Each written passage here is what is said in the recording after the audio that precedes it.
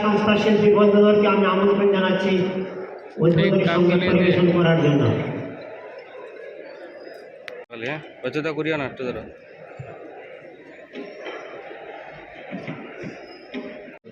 অনুষ্ঠানের শুভ সূচনা করছেন আজকের মুখ্য অতিথি তথা সম্মানিত এবং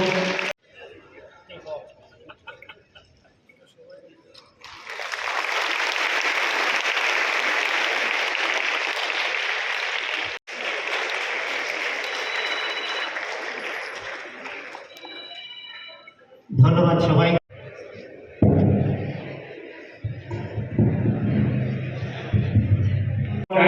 বেশি লেখাপড়া করা দরকার, তাই বেশি লেখাপড়া করে এগোনো যাবে না। এই ধান্দাবাজি রাজস্থান, দিল্লি ওদের একটা বড় আছে নেপাল, সেটা ওর থেকে শুনলাম সেই এই কাজগুলো হচ্ছে, চলছে। সোয়াইপিংয়ের সম্বন্ধে তো অনেক কাজসাজি হয়, কাজকর্ম করে। আমার যতটুকু অভিজ্ঞতা আমি শেয়ার করছি।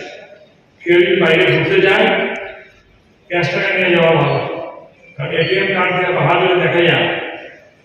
কারণ এমন জায়গায় বসে গিয়েছে সায়েন্স অ্যান্ড টেকনোলজি, মানে negative attitude very much tough. মোবাইলটাকে হোয়াটসঅ্যাপ থেকে কিন্তু ভালো দিকে ব্যবহার করলে অত্যন্ত ভালো। তার থেকে অনেক টেকনোলজিক্যাল জিনিস যে কোনো ক্ষেত্রে, যে কোনো বানান পর্যন্ত দেখা যায়, কিন্তু লিখতে গেলে বানানটা চল করে। বাংলা বানানো পাওয়া যায়, ইংলিশ বানানো পাওয়া যায়, বাংলা অর্থ পাওয়া যায়, ইংরেজি অর্থ পাওয়া যায়। ডিকশনারি থেকে খুব কুইক। এবার ভালো কাজ আছে, কোন গান কে লিখেছে, কোন কবিতা কে লিখেছে, কোন গল্প কে লিখেছে, সব। কিন্তু নেগেটিভ একটা অ্যাটিটিউডের দিকে যদি যায়, ইটস এ ভেরি মাচ ডিস্ট্রাক্টিভ। আমি অন্তর্ভাগে 7-8 বছর আগে আনন্দবাজার একটা আর্টিকেল পড়েছিলাম যে সায়েন্স অ্যান্ড টেকনোলজি এমন জায়গায় গিয়ে পৌঁছেছে যে সেটা আমেরিকার প্রেসিডেন্ট এই মুহূর্তে আসলে কোন পত্রিকা পড়তে চলেছে বের করতে পারে। এবং আমাকে মানব বললেন, এসপি সাহেব বললেন যে এই যেমন কথা বলছে, কেউ বলছে না, কিন্তু সবাই মোবাইলে সে অ্যারেঞ্জমেন্ট আছে, অটোমেটিক বের হবে। এই যখন ধরুন কোনো ক্রিমিনাল অ্যাক্টিভিটির ব্যাপারে যখন পুলিশ ডিপার্টমেন্ট থেকে আসামিকে পাকড়াও করে, ওই যে স্যাটেলাইটের মাধ্যমে কিংবা ওইটাকে কি বলে টাওয়ারের মাধ্যমে তার লোকেশন সেট করে কোথায় কথা বলে, কি কথা বলছে, সমস্ত বের করতে পারে। এগুলো থেকে সবাই সচেতন। আজকে মেইনলি হচ্ছে এখানে এক্সপার্টরা বসে আছে, বলবেন টাকা পয়সা সংক্রান্ত বিষয়ে মুহূর্তে এগুলোতে হাফিজ হয়ে যাবে। তোমরা যারা স্টুডেন্ট আছো সকলকে দেখি মোবাইলটা ব্যবহার করো, বিকেয়ার।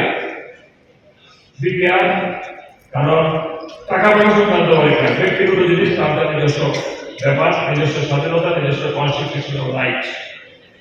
একজন ব্যক্তির যদি টাকা পয়সা লস হয় কারণে দিয়ে ক্ষতি, তার চেয়ে সবচেয়ে বড় কথা আমরা ভারতবাসী, আমরা এই মুহূর্তে বিজ্ঞানে, সাহিত্যে, শিল্পে, অর্থনীতিতে, সামরিক দিক দিয়ে, মহাকাশ বিজ্ঞানে, সমুদ্র বিজ্ঞানে, সব দিক দিয়ে কিন্তু আমরা পৃথিবীর মধ্যে একটা বিশাল উচ্চতর স্থানে পৌঁছে গিয়েছি।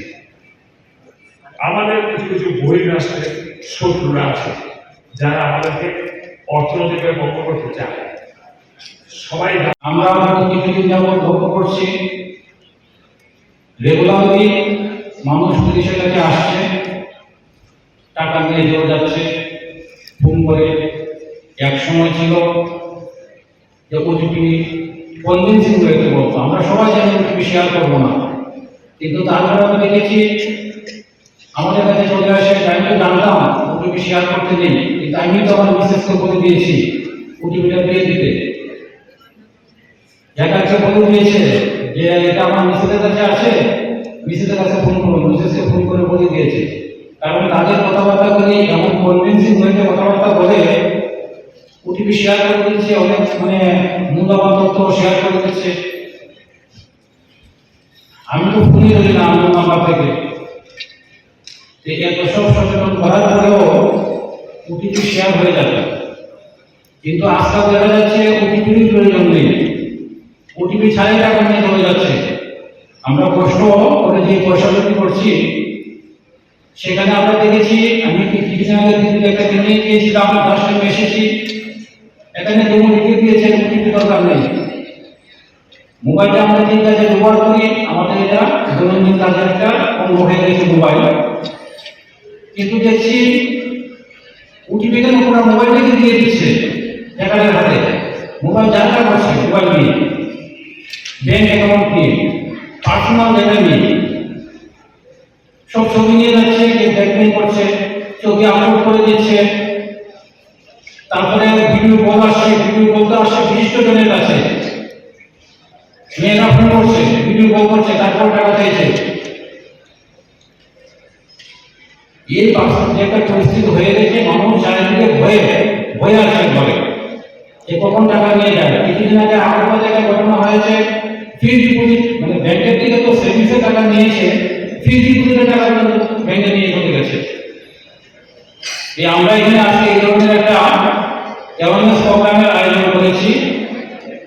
এখানে আপনারা যারা উপস্থিত আছেন সবাই যারা এখানে বক্তব্য রাখবেন টেকনিক্যাল সেশনে, ওনাদের বক্তব্য মনোযোগ সহকারে শুনবেন। কারণ প্রায় সময় দেখা যায় যে টাকা নিয়ে যাচ্ছে অনেকগুলি ভিডিও পার করে চিনে চলে যাচ্ছে, অনেকগুলি অ্যাপ আছে সেই অ্যাপগুলির মাধ্যমে টাকা বাইরে চিনে চলে যাচ্ছে। তাই আপনারা সচেতন হবেন। সচেতন করার জন্য আমরা এখানে যারা এক্সপার্ট এনেছি ওনাদের বক্তব্য শুনবেন।